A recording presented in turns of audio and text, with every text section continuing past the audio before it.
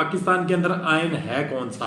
Ion, आप ion में तरामीम करवाते हैं आप लोग, या आयन में तरामीम जो करते हैं सेनेटर्स हमारे, पार्लियामेंटेरियंस, वो उसके ऊपर कोई बंदा आपके पास कोई एप्लीकेशन लेकर आए तो आप उसको रिजेक्ट कर देते हैं और उस कानून को इम्प्लीमेंट होने देते हैं। जैसा कि आयन में तरमीम की गई, आपने नैब वगैरह को ख़त्म किया और अपने केसेस जो है वो साफ करवाएं, फिर भी सुप्रीम कोर्ट ने कुछ नहीं किया। 50 करोड़ तक का घपला आप लोग बआसानी तौर पर करवा सकते हैं और कर सकते हैं, उसके ऊपर कोई किसी किस्म का कोई केस नहीं होगा। एक गरीब आदमी अगर साइकिल उठाता हुआ पकड़ा गया, बेरोजगार आदमी पकड़ा गया, किसी भी खाते में पकड़ा गया, उसके ऊपर चोरी का पर्चा दे देते हैं, उसके ऊपर करप्शन का पर्चा दे देते हैं, उसके ऊपर 420 का पर्चा दे देते हैं।